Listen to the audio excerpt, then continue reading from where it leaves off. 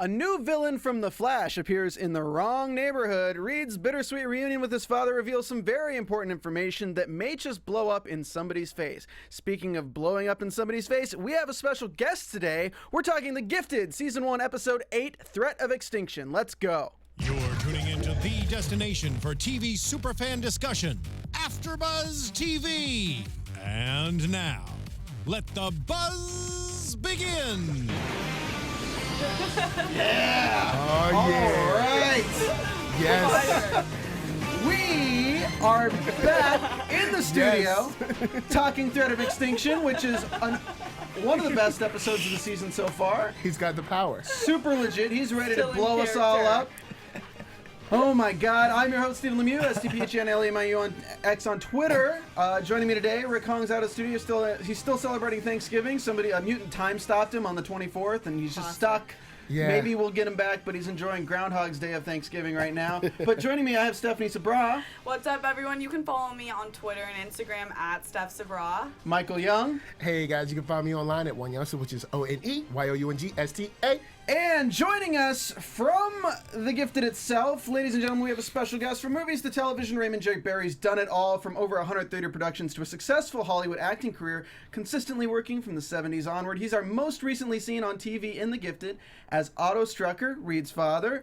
We're welcoming Raymond J. Barry into the studio. Thank you for joining us today. Thank you. So Thank excited. you. It was really exciting to get the email that's like, hey, Reed's father could come onto the show. And I was like, Really? wait a second. This is before we've even seen the episode. Right. His father. And it sucks that, well, I guess we can talk. Oh my God. So, are you dead for real? Can you tell us? I mean, you took 2 to the chest, so I'm assuming you're pretty much dead for real. I want to say no, though, because I do have supernatural powers. I'm a mutant. Yeah. So how people are usually killed would not be the case in my own reality. I was shot twice in the chest, but I could come back to life. I'm not like normal people. And I don't know what the difference is because I've never really been told in what way I have become a mutant. I just know I'm a mutant. So whatever that means, they can, make it up as we go along. I'd love to come back and be part of the show again, as opposed to, they never saw my body fall on the ground. So that's encouraging. That's true. And after I was shot, there were sparks coming out of my hands that, demonstrated my powers. And, if you get shot 2 times in the chest, then you still can retaliate with fire coming out of your hands. One would think you still have a tremendous amount of leftover energy, and you might be able to rejuvenate yourself into a live being. Hey, I mean, it's not wrong to a point, because we can break down. We have to get into the comics a little bit for this episode, because they are pulling directly from the comics. We are introduced to Andrea and Andreas von Strucker, who are twincest mutants. Basically, they're twin mutants that have a relationship with each other, that when they hold each other's hands, the power multiplies, and they can fly, they can make explosions, but they also have the power of shields and destruction, which is exactly what Andy and Lauren have. And we learn that we get a flashback to Germany in 1952, 7 years after the end of World War II, and basically they're chasing them down and they're trying to control them. We don't see the end of them, though. We don't see them die. We just see them in a moment escaping from the police. So that's kind of their backstory. We now know that Otto Strucker is their son. You got away from them when you were a child. They were planning to raise you to be a powerful mutant that they can control and they can use as, the super mutant family that goes and does crimes and everything, which would be like the Addams family of crime, however you want to view it. Incredibles. Good point. But you went away because you Evil Incredibles, though. Yeah. the character of Otto Strucker escaped because he didn't want to be a part of that. But we learn that he has what looks like the power of fission. Yeah, because Fission. Yeah, so splitting atoms. It looked like... Have you ever seen Dr. Octopus in Spider-Man 2? Oh yeah, where where he he's created like creating- that ball of like fusion energy or Exactly. whatever. So Yeah. fission is the splitting of atoms. It's fusion energy, and it looks like you're Right. creating a miniature sun. Is kind of what I was getting. And he was able to power up even with I can't Pulse. with Pulse there. Like and Pulse even tried to use his power more, and he still had it. So just saying, still had it, still had the power. You know so much more about it than I did. You know, I'll tell you the truth. I had one day to learn the lines, and there were What? an enormous amount of monologues. Yeah. And I spent hours drilling and learning and memorizing and queuing up and, you know, preparing for this day of shooting, which was, actually it was 2 days, and we shot a lot of scenes and a huge amount of material I had to learn. So when you talk to me about fission, I'm saying to myself, oh my God, fission. I should have known more about fission. But nonetheless, I felt that we did a pretty good job with it. And, you know, Yes. people were happy.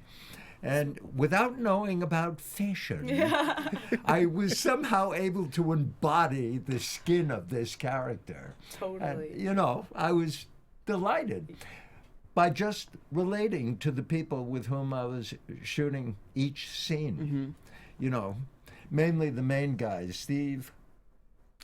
Stephen Moyer. Stephen Yeah, yeah. Moyer. Got along with him terrifically well.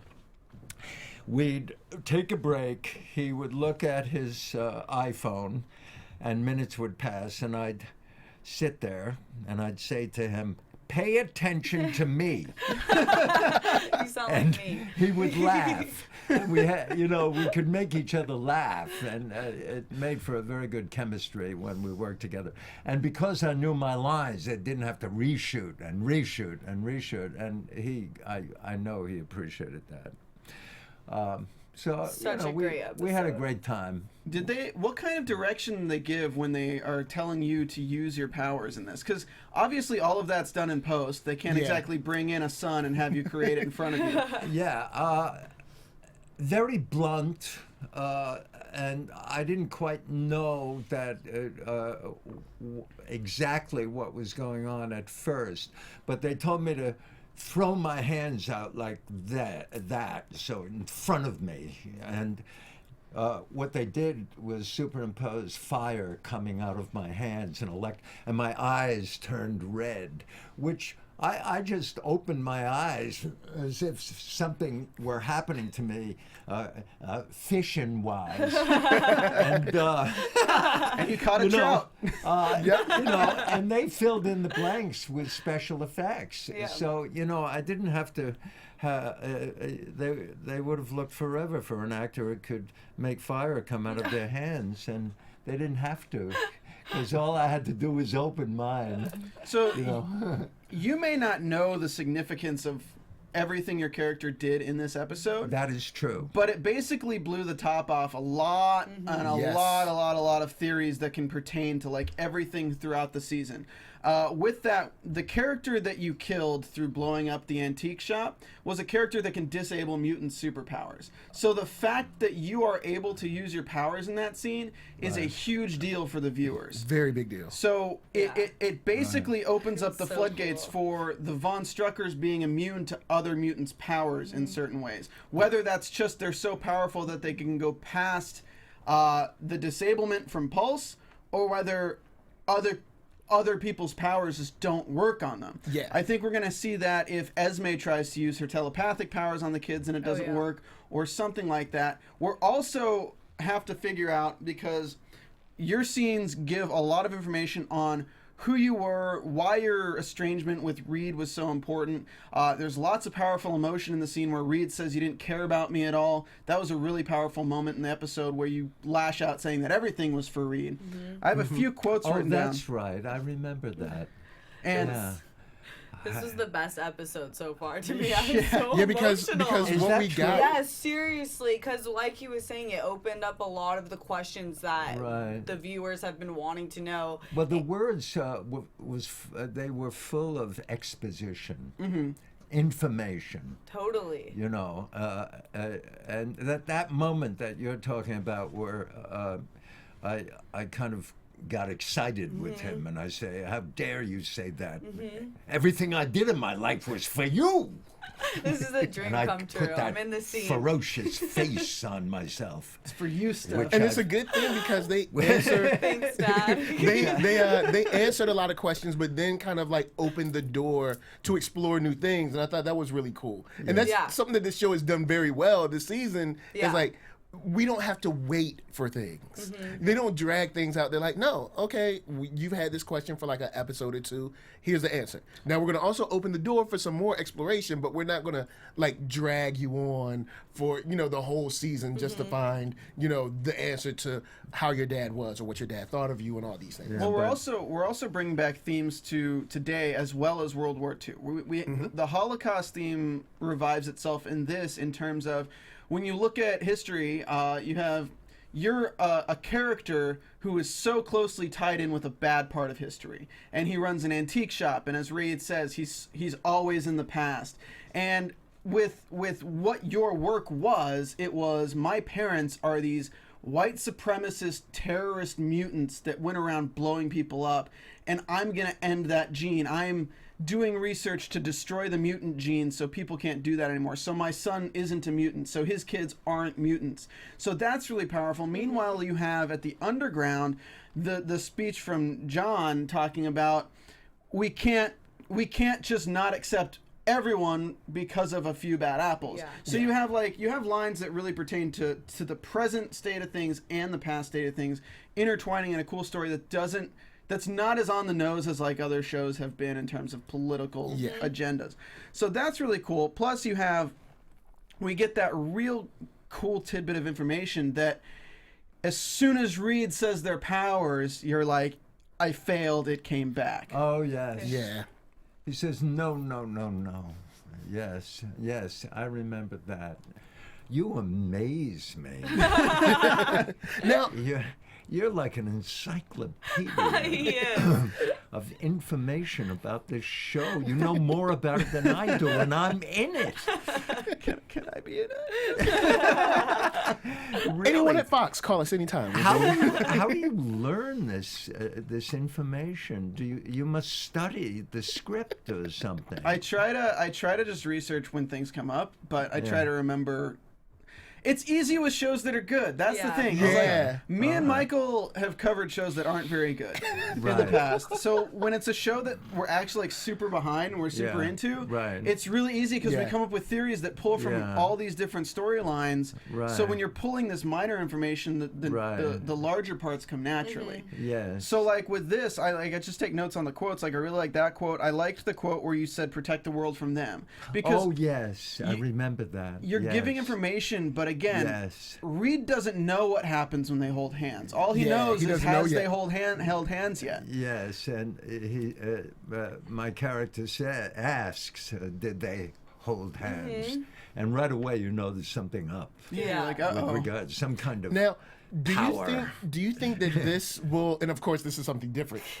Yes. Do you think this could create sort of a Skywalker storyline? And I know that's Star Wars, guys, but like kind of where this family lineage is a little more advanced, a little more powerful, a little more durable, I guess, than other mutants. Like something about this bloodline is a little stronger. Did you guys get that vibe at all, or? Well, here's the thing: you have two mutants. You have to realize that Otto is the son of Andreas and Andrea, not one of them with another person.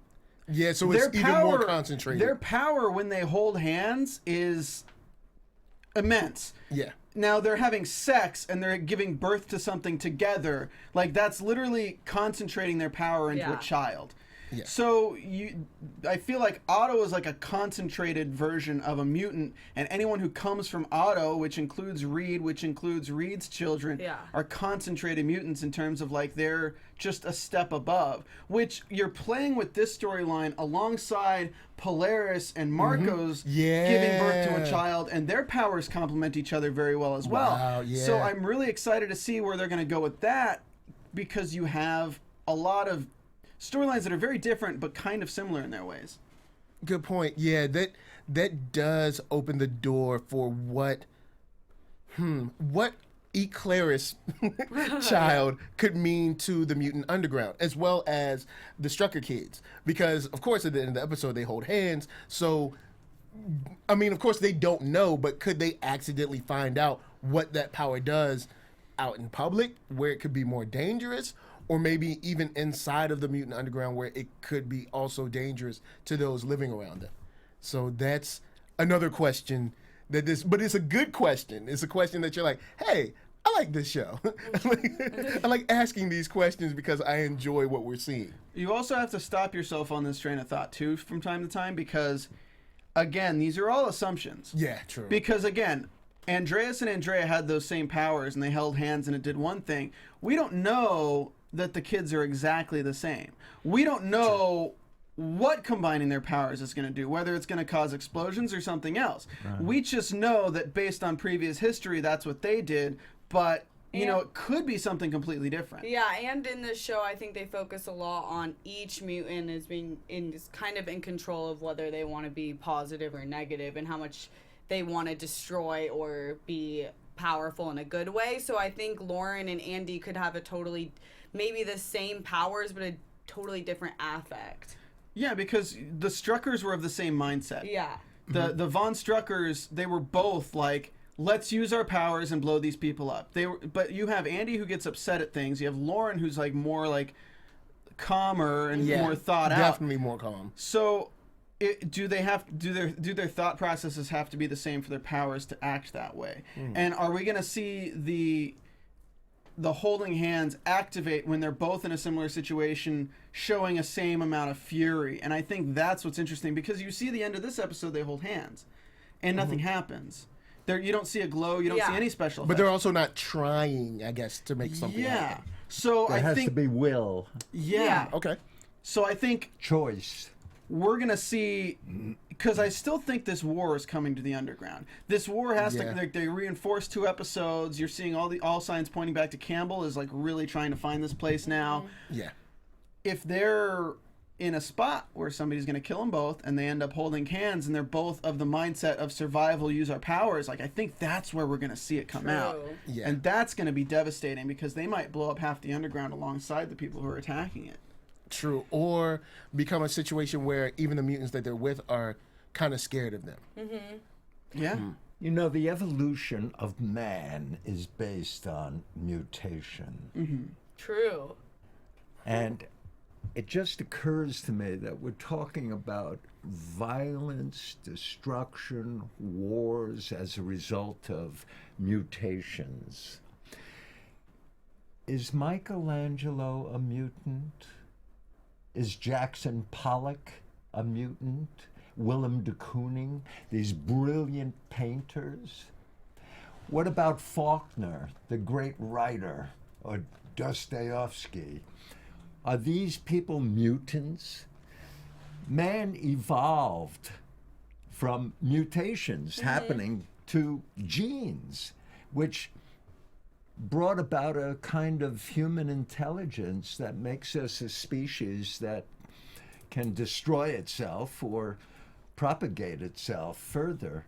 And I'm wondering if in the series somebody could have special powers, artistic powers, powers that could create beauty, universal beauty. How? I don't know. I mean, the human phenomenon are great painters and great writers and great musicians and so on and so forth. I don't know how you could transfer that into a TV series, but the fact that we're on this track of wars and destruction and violence, and I question whether that's the only direction that these people could go into. It's interesting you say that, because there are comic storylines where a mutant who's so powerful puts everyone in the world under a dream state, and they're basically living in paradise. Oh, wow. Oh, really? Yeah, there's lots of different ways that, like, there are mutants out there that have like a power of like illusion, so they can show beautiful things or things like that. Yeah. But the thing that's like so different about humanity and mutantism in this is that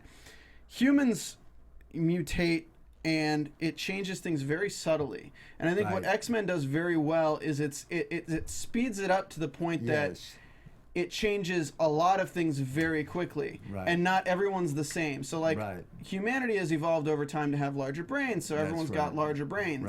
But if like 10% of humanity evolved to have larger brains, that 10% dominates the 90% and either kills or enslaves them. So that's what X-Men plays with, is the fact that this small percentage is evolving past the rest of humanity. And it's humanity's struggle against the higher beings. And the higher beings struggle against being hunted while thinking that they are the higher beings. Also, there is conflict in violence, which lends itself to writing.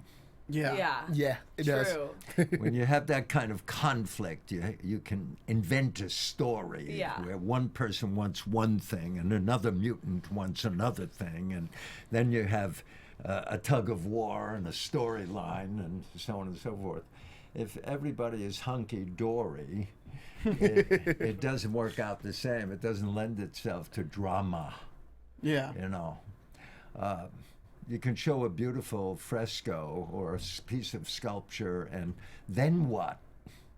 Well, somebody's got to somebody's got to steal it or blow it up, or Well, it's just like let's make a story out of this. It's like the painting of Christ. Nobody talks about it until somebody tries to go in there and reconstruct it and ruins it, and then everybody's talking about it. There you go. Because now there's drama. Going back to Reed and Otto, we do finish it up with Otto going downstairs and preventing Sentinel services from searching the place. He blows up. We actually sort of but he blows the place up, and we see Pulse dying, which was interesting because it opens the door for them to not have a mutant disabling mutant anymore. And that's a good thing for, sad for Pulse, but it is a good thing for the Mutant Underground, because that's, and I hate to say, they can kind of check off the list of, okay, they don't have that weapon anymore. Because to the credit, they were never going to get Pulse back. And if they did get him back, I mean, just like we have the young girl now that's super fast, can we heal him? Can we ever rehabilitate him? So maybe it's best, unfortunately, for all those that love Pulse out there, maybe it's best that Pulse isn't there anymore. Yeah, I mean, they have to start thinking of these people as weapons as opposed to people, unfortunately. We can get into the Speedster story a little bit. With the Underground and the Hounds, we learned that all these bases are being taken down in the area. They take one down, which is at a chapel. They let them out, and we meet Esme, who is a telepath. She can read minds. She gives them the tip about one of the people just thinking weirdly. And she turns into like a super fast mutant that starts fighting them. They capture her, but she's starting to go through drug withdrawals, which is basically what they've put it as. Campbell starts to search for her. They use their powers to restrain her. They tie her down with metal, but then she starts dying. So without this drug, we learn that the mutants can't survive the withdrawal. This drug that mind controls them, the mental blocks, have basically irreparably damaged them to the point that they're going to die. So this is all coinciding with Marcos and Lorna's storyline, where Marcos' whole argument for working with the cartel in the previous episodes was they were going to turn that to you. Or turn you into that. And I think by the end of this episode, seeing the woman die from the withdrawals puts it more in perspective for Polaris that, it's not just changing people, it's killing them. Like essentially, like there's no coming back from it once that happens, which is really sad because I feel like, again, what we said about what was his name? Boyfriend? About Eclipse? No, boyfriend. Lauren's boyfriend, illusion guy. Oh, Wes. Wes, yeah. Which the teen dream. So Wes from the previous episodes where we kind of predict that he's going to become a hound. Yeah.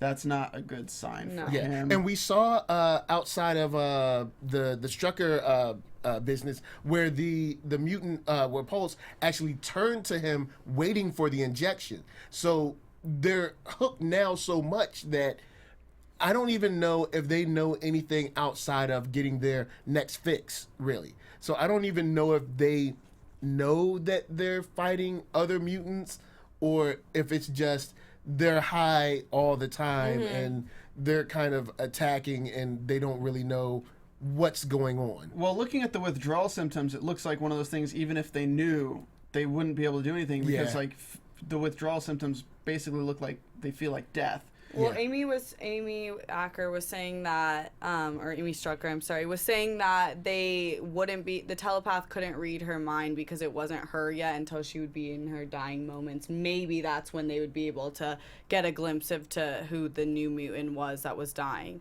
Right? So I don't think that they were themselves necessarily. Like, it was clouded. Well, you look at what he says. He says they can't say anything because of the mental blocks. So in my mind, they have a mutant that has similar powers of Dreamer and Esme that is actually helping with these drugs and developing these mental blocks that they can't talk or like preventing them from doing these things. We also learned that all these mutants just have really, really, really sad stories. Every single mutant just has a really sad story. Chloe, she took her kid to a doctor because it was sick. The doctor wouldn't operate on a mutant, and Chloe went off and destroyed the doctor's office, and that's what Sentinel Services used as means to arrest her and bring her into the Hound program. And Esme sees Trask and Campbell in the Room of Mutants. She sees the creepy cooler full of mutants Westworld style, which bodes for a raid, possibly. Every time we get a vision of a building, it's next episode's raid. Yeah. But can they... I assume that the Trask building is a little bit better protected than the government offices that they went into. Trask seems like a place where it might be a suicide mission to try to attack that building. I know. I was hoping that they would get a little more information from Otto about the actual building. Like the ins and outs of, Yeah, if only he didn't get shot in the chest twice. And sacrifice himself. Oh, my God. I feel like strategy was not Otto's strong suit. Well, I'm guessing he went down there thinking, maybe I'll be able to talk them, kind of like talk them away and just be like, oh, well, I told them I haven't seen him, and I still haven't seen him, and maybe they would just go off. But that doctor guy's crazy. What I'm excited for is a lot of people in the chat have been yelling at me for the past 5 episodes, but I didn't want to give it as a spoiler. Is that Campbell is a robot in the comics. He's basically like a cyborg in the comics. I've been avoiding saying anything, but now at this point I feel like the show's not going that way because they showed him get injured by the blast. But I think we're seeing this is the start of him getting a cybernetic eye or something, or a cybernetic implant. So I think the show's going down that road. With Campbell next time we see him, he'll have scarring and something robotic associated with him, which is cool because I think if he was just a straight up cyborg like the comics, it'd be kind of like, we'd be like, hey, maybe they'll do the same thing to me. Yeah. Maybe, hey, T-1000. Give me a new heart or something. And was it me, or did it look like Dr. Campbell in that really old photograph? So I'll have to go back and watch that I think we have to watch it. Because I know what photograph you're talking about, but I didn't really... But I feel like if it was, you would have recognized him more when you met him. But like... I guess it couldn't have been because your character was pulling up a picture of like you as the old doctor team at Trask. Oh yes, but it looked like Campbell in front of that, but it must not have been.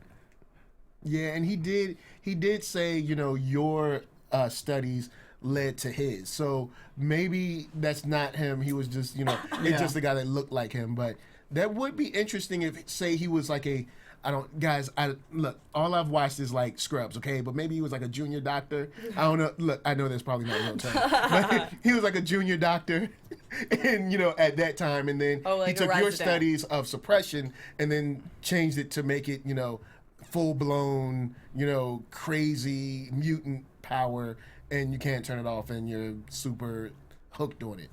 So we'll see, but I don't think so. I want to say I don't think so. I do want to talk about iTunes really quick before we move on. Guys, please go to iTunes, find the podcast by searching AfterBuzz TV The Gifted, or just search The Gifted, and we're like the third or fourth one right there.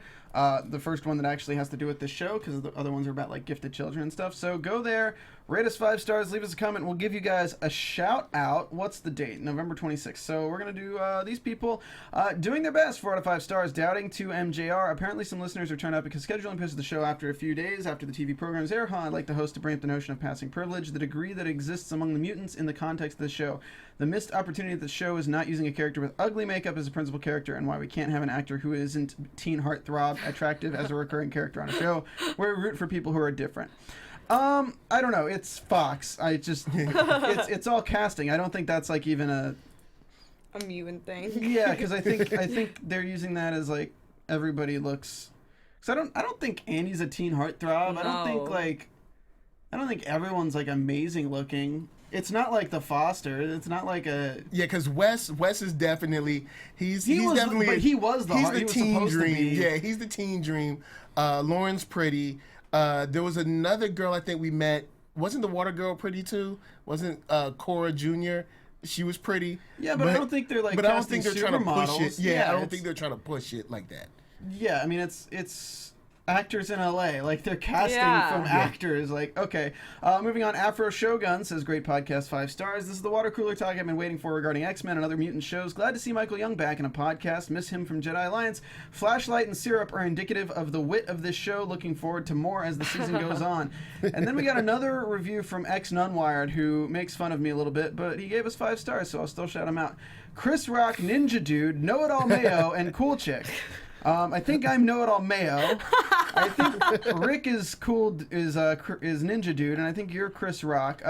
Disclaimer, the tone of this review is totally different from my previous one. I know you guys value your listeners, and this may or may not change things, but I'll say it anyway. I gotta say, Stephen is starting to become the syrup of this panel. Oh my god. Ouch. I used to look forward to you guys' review, but lately Stephen's comments are becoming too subjective and aggressive. Also not a big fan of name-calling. Flashlight, lotion, syrup. We have to explain that.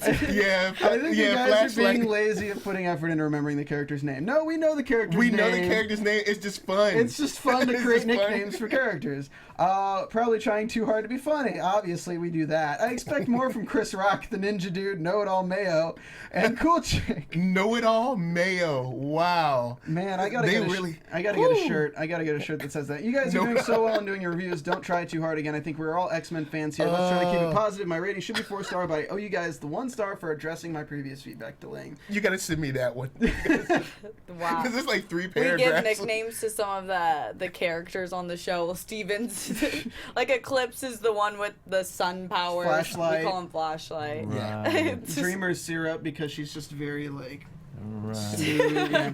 Right. Nobody's Lotion. I haven't called anyone Lotion. Yeah, I don't actually, no, I don't know. Maybe I did. Okay. Oh, you it must have been porcelain. Yeah, porcelain, probably. Okay, so the last thing we got to talk about is Clarisse and Nora. We learned that the dog's name is Zango. We might have known that before, but man, cute dogs. Got to talk about the dog. Yeah. Nora, we find out, was from the orphanage, and that's why she's so shell-shocked when they find her in that thing. And I kind of had a suspicion, but then when Clarisse brought it up, you're like, oh man, she witnessed the people at the orphanage getting shot and killed. That's kind of terrifying. And this was a big moment in the episode when Clarisse asks Dreamer to take the memories away from Nora. So, do you guys think this is a step forward for Clarisse and Dreamer, or do you think this is more just Clarisse using her powers and still not really forgiving her completely? I think this is a step in the right direction. Yeah, I agree. think this is her saying, you know, I understand what your powers do. I understand why you use your powers, but, you know, consent is needed. You can't just take memories or implant memories at will. I did have an interesting discussion with my wife I wanted to bring up to you guys. Should we be taking trauma from people? Because trauma, you know, of course, trauma happens to everyone, but it's also those experiences that kind of help inform our future, make us who we are. Yeah. Should we be taking trauma from people? So here's what you have to answer with that question. Was it fair for her to take away Jace seeing his daughter being killed? So, like, that's the thing. Is like she's doing the same thing. It's just a different context. So how is one okay and one's not? When she has more time, though, I think she can be more specific on the certain memory being taken. So I don't think that the girl's not going to know that the orphanage was ransacked and that they were killed. But I don't think she's going to have the memory of seeing them killed in front of her. Yeah. Okay. So in that sense, I don't think any child, I don't think that's going to develop her into the greatest person she can be necessarily. Still having that trauma of knowing that people you loved were taken from you is enough to make her stronger than most people. The one thing with this show that I'm also kind of like waiting for is the documentation of the powers, because we keep getting introduced to all these characters and we have so many people at the underground, right? Yeah, like it's kind they're of walking packed. around, it's packed. Where are all the powers? Where's the healers? Where's the people who can do all sorts of stuff? We get introduced to Esme, and she uses her telepath powers to pull the information out of Chloe, but where's the 50 to 100 other mutants, and what are their powers? Like, is there somebody documenting them somewhere that they're just all useless, or like, what is it? Well, one is budget. Yeah, special effects budget, of course. One is budget, but I think, well, I was under the impression that they were supposed to, like, this was like kind of a stopping station before they went to Mexico. So I'm assuming or hoping these mutants are kind of like there for like a week and then filtering out, going down to Mexico, where it's, at least they've said it's safer. We don't really know, but the laws are less strict. There's no, sentinel services in Mexico or maybe Canada either. I don't know, but I know they made a specific statement about Mexico being more lenient towards mutants. So I'm assuming that they're coming there, maybe there for a couple of days, and then going further down to maybe go down to Texas, and then they go to Mexico or something like that, I guess. But if they're all there, there should be someone who's able to work with like the lady could take pain from people, or even the girl with water. Maybe, I don't know, maybe she could do something with, I don't know, healing with water. Yes, I know. I love Avatar and Korra. Yeah, maybe she could use water to heal people. But anyway, she could water bend on it. But, I don't know, maybe people that could help, with hunting to get food or something, It's just, you have Kate doing so much. Yeah, Kate's doing like a lot. Human, and she's like undislocating elbows and like surgery on people, taking bullets out and stuff. And you're like, man, everyone at this place, aside from like the main characters, are so useless. It's like they're just like hanging out. But we did get to see from the telepath that maybe the insecurity or the anxiety that Kate was feeling can be kind of laid to rest, because she said they do value her. So that's a good thing. So that is true. That's a big moment for Kate as well that you're right about, though I didn't mention, is that Kate wants to stay on the same side as her children. Yeah. Which, like, as soon as you're introduced to a telepath, like, they're going to give some exposition, because it's information that you can have said without the character having to say it, which is really cool. We do have to touch on Marcos and Lorna really quick in terms of they're fighting on everything. She's still upset with them. She's just really worried about the baby. From the episode, you pick up that Lorna is pregnant. She's pregnant with the dude Marcos. The one with the knives. Yeah. Oh, yeah. So her power is basically magnetic, like it's polarity. So it's not that she throws knives, it's that she's just playing with knives because she wants things done. We see her bipolarness coming out in this episode, where she wants to interrogate Chloe. She wants to get it out of her with the knives, then she wants Marcos to burn it out of her. So she is really kind of stressing out about this baby. She's stressing out about the potential of the Brotherhood Underground being attacked. So there's a lot going on, and finally at the end, we get them a little bit together again. Yeah, sort of, kind of reconciling, which is a good thing, because we're not going to be at odds all the time. Because, even John said, he's like, yo, you guys are the leaders. Like, besides me, it's like me, you guys. It's definitely not Dreamer. Like, hey guys, let's rebel. It's like, are we gonna do that today or next month? When you finish the sentence, Sarah. I do have to talk about a brand new show on History, because we have great sponsors here, and History is one of them that supports us here on the show. History's critically acclaimed series Vikings will premiere with a 2-hour season premiere airing Wednesday, November 29th at 9 p.m. Eastern Time. Season 5 begins with Ivor the Boneless asserting his leadership over the Great Heathen Army army, while Lagertha reigns as Queen of Kattegat. Ivar's murder of his brother Sigurd sets the stage for vicious battles to come as Ragnar's sons plot their next moves over avenging their father's death. Spoiler alert if you haven't been watching, but dude, check it out. Vikings is really sick. Bjorn follows his destiny into the Mediterranean Sea, and Floki, who is suffering from the loss of his wife Helga, takes to the sea, submitting himself to the will of the gods. The season is full of startling alliances and unbelievable betrayals as Vikings fight to rule the world.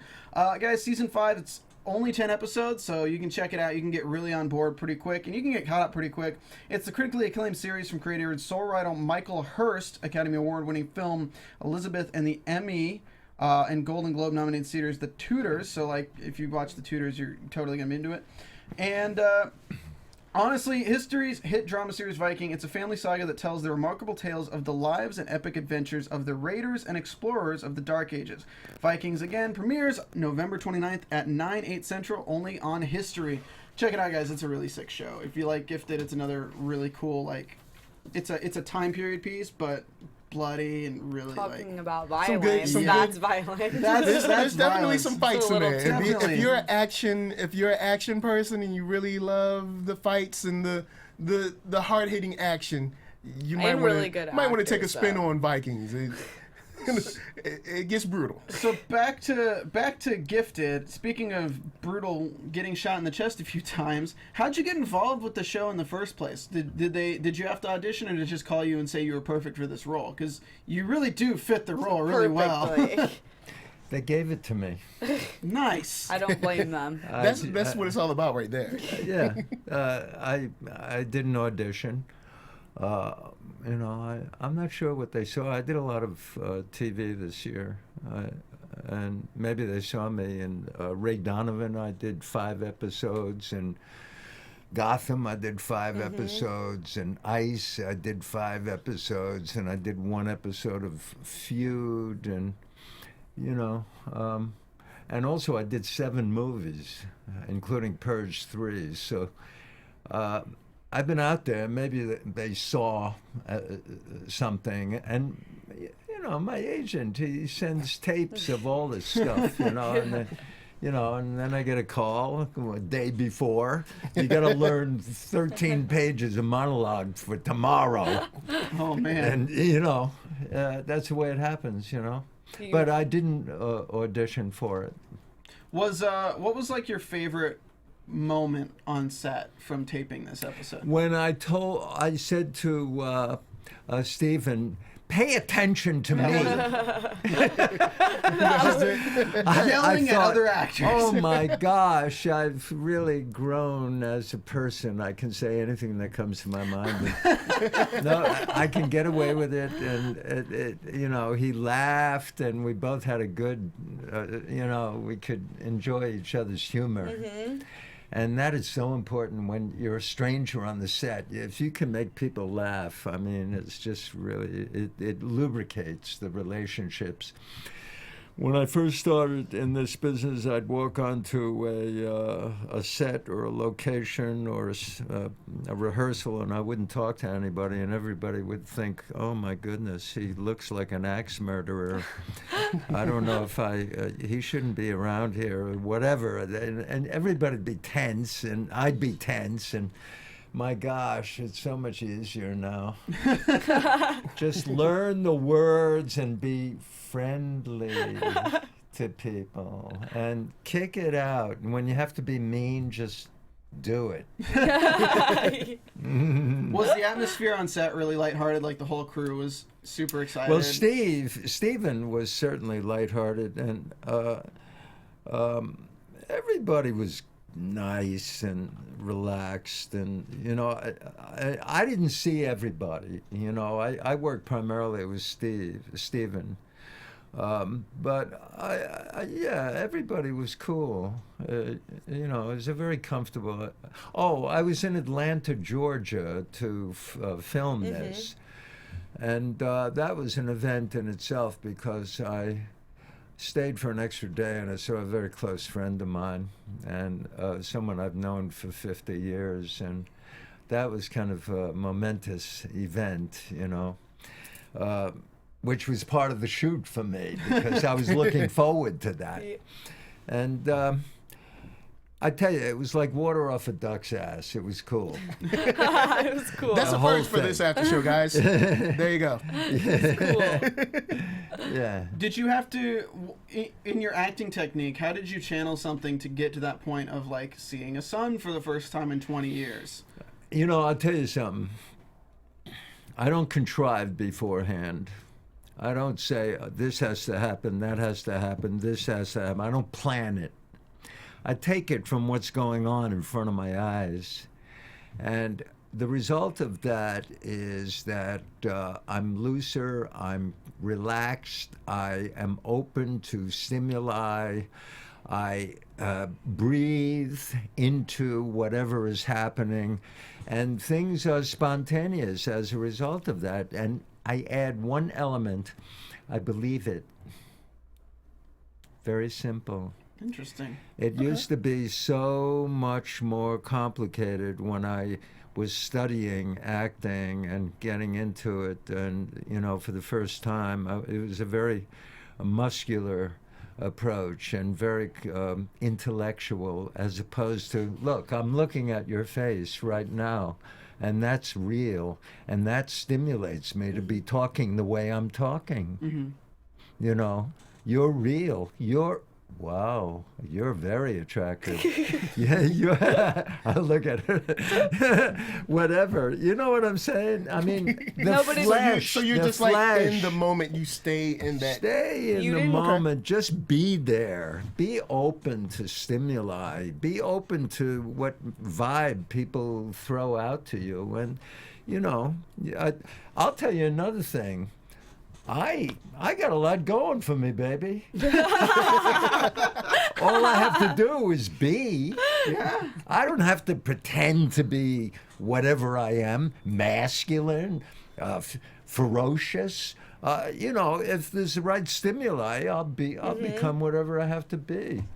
I remember one time I was doing Born on the 4th of July. Oliver Stone was the director. Tom Cruise and I had a scene where he had to persuade me and his mother, Carolyn Carver, to join the Marines. And I had one line. So I'm sitting here listening, looking at Carolyn once in a while. Oliver comes over to me afterwards. He says, "What were you doing, man? You didn't do enough. What the heck, you know?" And I'm crushed. Well, I didn't know there was going to be a change in schedule. We're going to shoot a highly emotional scene where Tom Cruise comes home paralyzed for the first time, and it's a scene that happens in his bedroom. Long story short, I was so fragile and so vulnerable, I actually came to tears in the scene, and in my opinion, the work was really beautiful. I know it was. And Oliver did that. He knew we were going to shoot that scene. I didn't know. He wanted to kick my butt to allow me to do what I was capable of doing. Did I have any control over that? No, it happened to me. As opposed to me, I couldn't have prepared better than Oliver saying, "Hey, man, what were you doing? You know, gee, you should have done more. Couldn't you scratch your cheek more?" You know, he was trying to stir me up. And after we finished shooting that second scene, that, you know, between Tom and myself, he came up to me and said, "That was beautiful." Wow. And I knew it was. And he did that to me, to get that out of me.